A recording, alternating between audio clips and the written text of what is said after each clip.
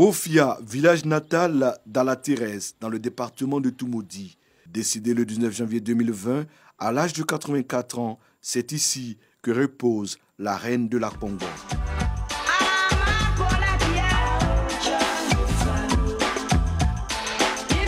Depuis une cinquantaine d'années, la prêtresse de la musique tradimoderne Baoulé Ala-Thérèse a mis le village sous les projecteurs.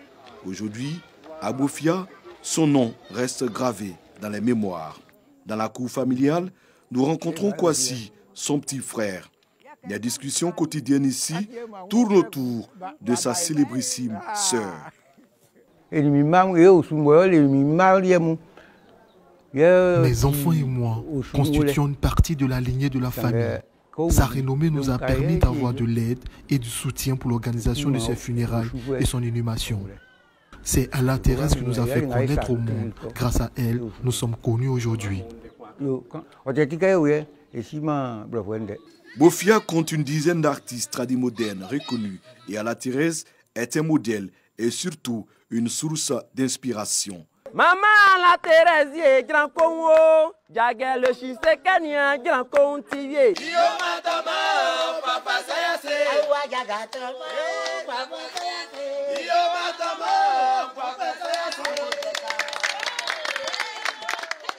Maman Ala-Thérèse a été vraiment un modèle pour moi, particulièrement parce que, étant dans la même famille avec elle, je la voyais faire son activité musicale et avec les bonnes choses qu'elle apportait dans la famille, avec les blancs qui la suivaient et partout le monde entier en parlait et tout ça. Donc forcément qu'elle m'a impacté. Moi, je fais du tradi moderne chrétien, je fais de la Congo bien sûr, mais un peu modernisé, avec d'autres instruments, par exemple la oko et puis le tam-tam aussi. Chaque artiste y va de son style et de son rythme en s'appuyant sur la Congo, le genre musical d'Ala-Thérèse. Pour garder l'authenticité de la Congo et pérenniser l'héritage artistique laissé par la défunte, chacun y met du sien. Prince est le fils de Ngoran Laloy, Bénédicte est la nièce et Sosie d'Ala-Thérèse. Les deux jeunes ont décidé de réformer le duo Ala-Thérèse Ngoran Laloy.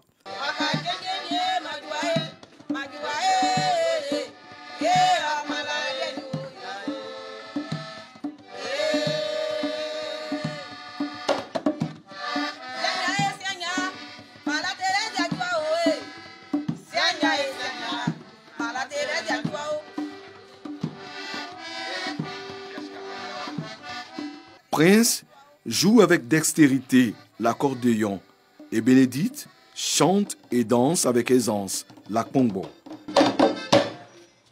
On a décidé de former le groupe pour pérenniser leur œuvre. Voilà.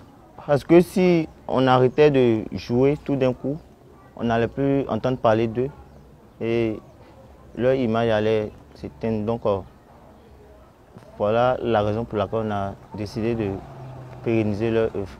Entourés des mêmes percussionnistes que leurs parents, sans grands moyens depuis près d'un an, ces deux jeunes revisitent le répertoire du mythique couple.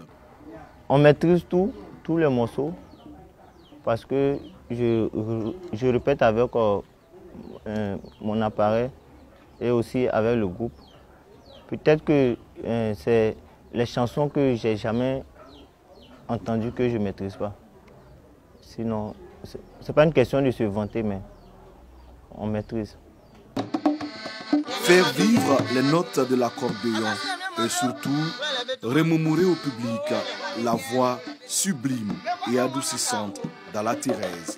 Les cadres du village, avec à leur tête Édouard Loukou, neveu de la diva, entendent s'impliquer dans la restauration de cet héritage. On a un projet.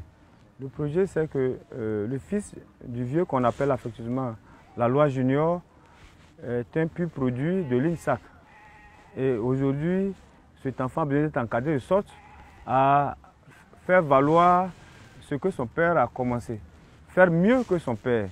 Et on est prêt à l'encadrer. Le staff de Ala-Thérèse en général. Et nous demandons l'aide de nos aînés, de nos frères, ceux qui ont aimé l'œuvre de la vieille, à leur donner les moyens, de sorte à leur permettre de continuer ce que la vie a commencé.